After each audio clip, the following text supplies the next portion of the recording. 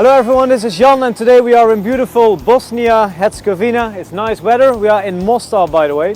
And today we're going to talk about how we can improve your memory. So in this video I'm going to give you 7 tips on how you can improve your memory. We start with tip number 1. First input and then output.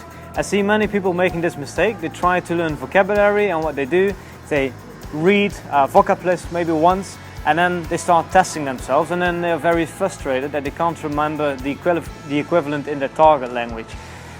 That's logical, because if you really want to remember a word you need to see it many times. So make sure you first have the input, you first read the word, you listen to the word, and only later on, once you've seen it, I don't know, maybe 5 times or something, then you start testing yourself with output. This will save you a lot of frustration. Now my second tip for you is that you should always learn new vocabulary in context. It's actually sometimes even easier to remember a whole phrase than a word separately. And humans tend to remember vocabulary better when they see things in context. So don't read just a word, but try to remember the whole sentence, or try to at least remember the context of the word. This is why reading, for example, can be so effective to learn new vocabulary.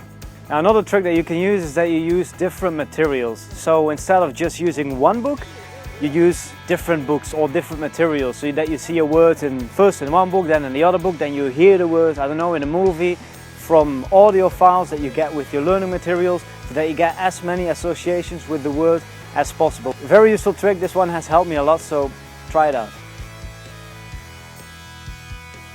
So it's going to be very helpful, as I just said, if you see certain words or the vocabulary that you're learning in different contexts, but it's also going to help if you're going to be physically in another place. Science shows that if you are learning content, or if you're learning, let's say, vocabulary or words in different places, that you're more likely to actually memorize what you're learning. So just don't learn, I don't know, at home, but also learn when you're traveling or someone else's home, at the office. I want an ice cream. Qu'est-ce que tu veux? An ice cream.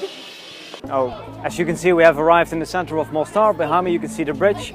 Another useful tip is making use of spaced repetition. If you don't know what spaced repetition is, spaced repetition basically means that you revise your vocabulary with certain intervals. So first you revise after 1 day, then after 2 days, after 4 days, for example.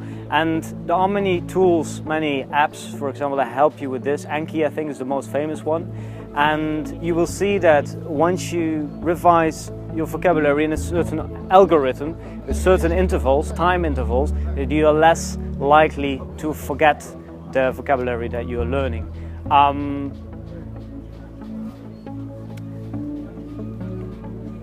Yeah, that was it.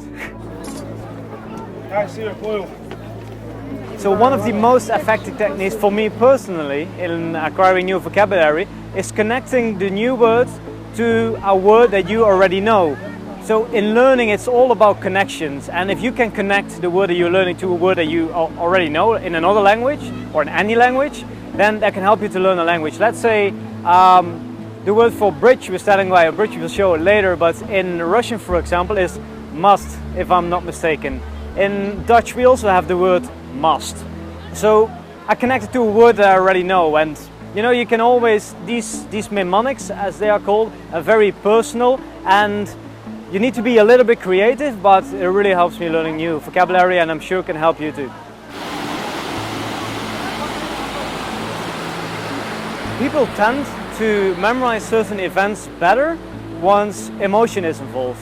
And you can apply this too in language learning. You know, many people say, if you want to learn a language, just go to the country, find a local boyfriend or girlfriend, and you will learn the language automatically. Well, we will see that in reality this is not always true.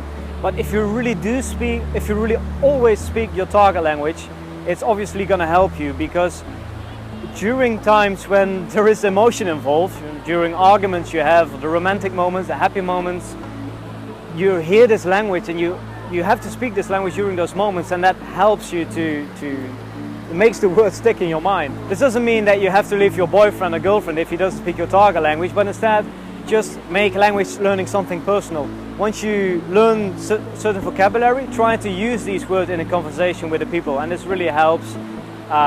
This really helps to memorize certain vocabulary.